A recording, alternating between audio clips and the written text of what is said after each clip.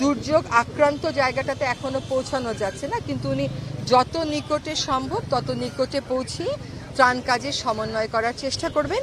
আমাদের যে উপদেষ্টা মণ্ডলীর বৈঠক ছিল সেখানে সবচাইতে বেশি গুরুত্ব দিয়ে আমরা আলোচনা করেছি সাম্প্রতিক যে বন্যা পরিস্থিতি সেটি, এবং এইটার ব্যাপারে আমাদের সরকারের কি করণীয় এবং এই বন্যা পরিস্থিতির যারা পড়েছেন, যারা ভুক্তভোগী, তাদের জন্য আমরা কি করব, সরকারের মধ্যে আমরা কেমন করে সমন্বয় করব, একই সাথে এই বন্যার কারণ কি, ভবিষ্যতে এই রকম বন্যা যেটা বলা হচ্ছে যে ফেনীতে এক রকমের নজিরবিহীন, সেটা এড়িয়ে চলতে আমরা কি করতে পারি, এসব নিয়ে আলোচনা হয়েছে।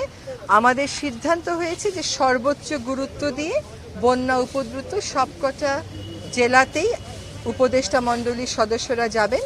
ইতোমধ্যে ত্রাণের যিনি দায়িত্বে আছেন তিনি আজকেই যাচ্ছেন আসলে ফেনীতে, কিন্তু আপনারা জানেন যে ঠিক দুর্যোগ আক্রান্ত জায়গাটাতে এখনো পৌঁছানো যাচ্ছে না, কিন্তু উনি যত নিকটে সম্ভব তত নিকটে পৌঁছিয়ে ত্রাণ কাজে সমন্বয় করার চেষ্টা করবেন।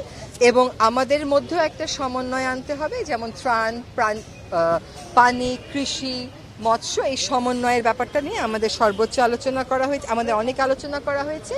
আর আমরা শুনছি যে আসলে উজানেও অনেক বৃষ্টিপাত হয়েছে, প্লাস আমাদের যেখানে বন্যা আক্রান্ত জেলাগুলো সেখানেও অনেক বৃষ্টিপাত হয়েছে।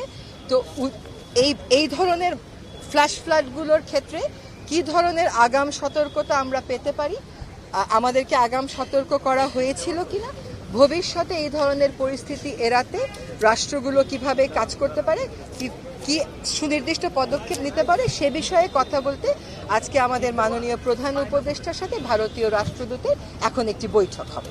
এটা হলো বন্যা পরিস্থিতি, এবং এখানে বলা হয়েছে যে যতক্ষণ পর্যন্ত বন্যা উপদ্রুত সকল মানুষের ক্ষয়ক্ষতি ঠিক করে নিরূপণ করা না হবে এবং যতক্ষণ পর্যন্ত এটার পুনর্বাসনের পূর্ণ ব্যবস্থা না করা হবে, এটা সবসময় আমাদের নজরদারিতে থাকবে। 2 নম্বর যে বিষয়টা নিয়ে আমরা আলোচনা করেছি তা হচ্ছে যে আহত এবং নিহত যারা আছেন এই গণ অভ্যুত্থানে, তাদের ব্যাপারে একটা ফাউন্ডেশন হবে। এই কথাটা আমরা আপনাদেরকে আগেও বলেছিলাম। এই ফাউন্ডেশনের ব্যাপারে সিদ্ধান্ত হয়ে গেছে। এই ফাউন্ডেশনের প্রধান হিসাবে আপাতত থাকবেন আমাদের মাননীয় প্রধান উপদেষ্টা, এবং এইখানে ফাউন্ডেশনের অন্যান্য সদস্যের মধ্যে গুরুত্বপূর্ণ পদে থাকবেন যারা আসলে আহত নিহত হয়েছেন, ক্ষতিগ্রস্ত হয়েছেন এমন পরিবারের সদস্যরা। ফাংশনটা হবে মূলত যে যারা আহত নিহত হয়েছে তাদের চিকিৎসা, পুনর্বাসন, একই সাথে এই গণ অভ্যুত্থানের স্মৃতিটা ধরে রাখা, যাতে প্রজন্ম থেকে প্রজন্ম জানতে পারে যে আসলে কি হয়েছিল।